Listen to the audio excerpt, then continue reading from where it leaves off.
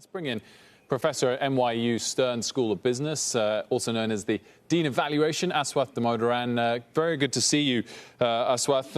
Let's talk about this run on Tesla, because you've been a holder of it in the past, but sold at a lower price. Is that right? I left a lot of money on the table. But I've always described Tesla as a story stock. What I mean by that is with Tesla, it's always the story that drives the price, not the news, not the fundamentals, which frustrates a lot of people. And there are two camps. One views Tesla as worth nothing. They think this is a gigantic scam. And the other thinks Tesla is the greatest company in the face of the earth. And you see the movements between the two extremes at different times in the stock. With Tesla, this too shall pass. There will be moments when the other side starts to win. But the wild swings are part of Tesla's history.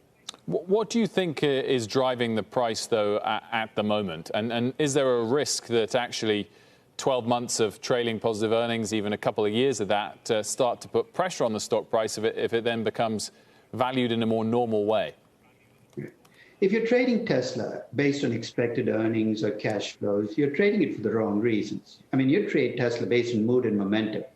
Tesla, I think, is benefiting from the fact that this virus has had a disproportionately negative effect on older companies, capital-intensive companies. In a sense, the virus has handicapped Tesla's competition. And that kind of explains why all the young electric car companies are doing a lot better than the established automobile companies. Lots of debt, huge capital intensity. And this virus has not been kind to those companies. How do you think about the environment right now that we're in and the focus or maybe lack of focus on valuations with stocks like Tesla?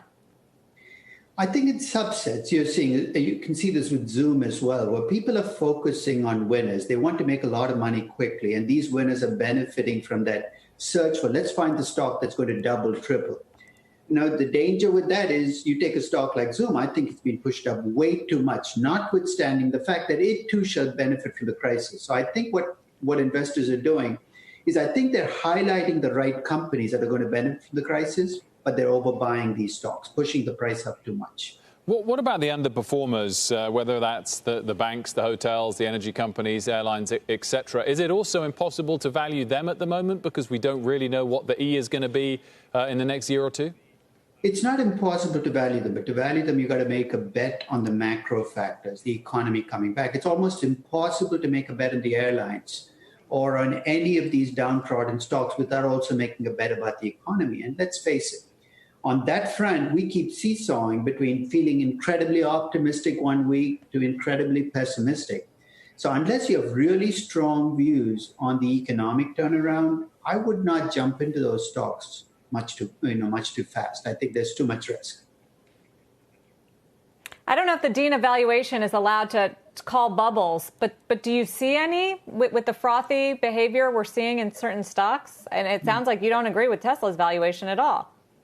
No, I would not buy Tesla at 1,400 or 1,450 or wherever it's trading. It's like a moving target. But I would not call somebody who buys Tesla crazy, because the minute you use the word bubble, you're saying people who buy it are crazy. I don't think they're crazy. They're rational in their own way. I just don't. It's not a rationality I buy into. I describe Tesla as an implausible story, but not an impossible story. There is a plausible story you can tell that will get you to 1,500. It's not a story that I would buy into, that I want to bet on.